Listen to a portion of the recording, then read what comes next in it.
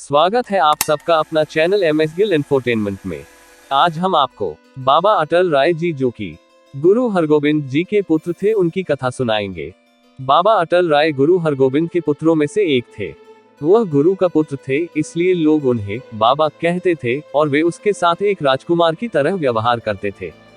वह अपनी उम्र के हिसाब से बहुत बुद्धिमान और साहसी थे और उन्हें खेलना और मौज मस्ती करना बहुत पसंद था।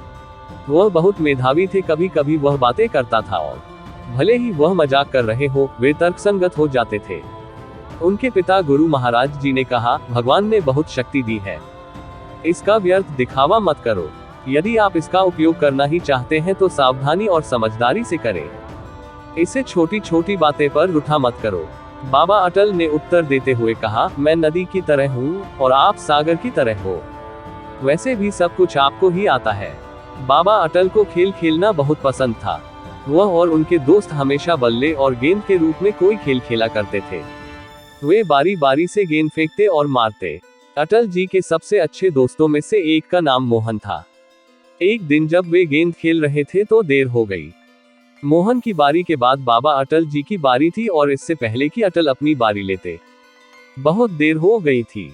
तो बाबा अटल ने कहा, ठीक है, मैं कल सुबह सबसे पहले अपनी बारी लूंगा। तो अगली सुबह बाबा अटल मित्र के लिए बाहर आए, लेकिन मोहन वहां नहीं थे। वे सभी मोहन के घर गए।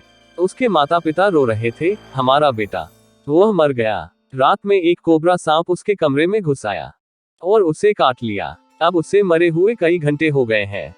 हमारा गरीब बेटा, वह मर गया। उद्धरण। ये देख के बाबा अटल जी ने कहा, मोहन उठो, कहो वाहेगुरु और हमारे साथ आओ।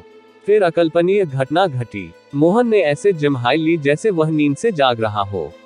उसने हाथ बढ़ाया और कहा, वाहेगुरु। फिर उन्होंने कहा, मुझे लगता है कि मुझे इतनी देर तक सोना नहीं चाहिए, अभी प्रतियोगिताएं शेष है। अटल, अब तुम्हारी बारी है। तो बाबा अटल, मोहन और उनके सभी दोस्त चले गए और गेंद बल्ला खेला गया। माता पिता विश्वास से भर गए। वे बहुत खुश हुए और कहा, यह एक चमत्कार है, अब हमारा बेटा जीवित है। जब बच्चे मैदान में गेंद खेल रहे थे तो लोग अमृतसर शहर में हलचल मचा रहे थे कि गुरु के पुत्र बाबा अटल मृतकों को फिर से जीवित कर सकते हैं।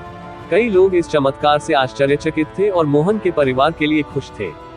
लेकिन एक व्यक्ति ऐसा भी था जो कुछ हुआ उससे आश्चर्यचकित, उत्साहित या मनोरंजनित नहीं था। गुरु हरगोबिंद साहब जी ने दूसरों की तुलना में अधिक देखा, क्योंकि उन्होंने ऊंची दृष्टि से देखा और वे इस बात से बिल्कुल भी खुश नहीं थे। जब बाबा अटल हमेशा की तरह अपने पिता की गोद में बैठने गए तो उन्हें एहसास हुआ कि कुछ अलग है। वह जानते थे कि कुछ गड़बड़ है। गुरु जी ने कहा, तुमने अपनी शक्तियों का प्रयोग किया है, जैसा कि मैंने तुम्हें चेतावनी दी थी कि ऐसा न करो। अब यदि कोई मर जाता है तो वे उसे जीवित करने के लिए शव हमारे पास लाएंगे।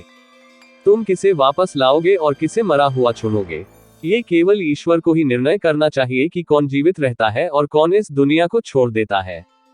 हमें ईश्वर की इच्छा को प्रसन्न भाव से स्वीकार करना चाहिए। बाबा अटल समझ गए कि उन्होंने क्या किया है। उन्होंने अपने दादा गुरु अर्जुन देव को याद किया।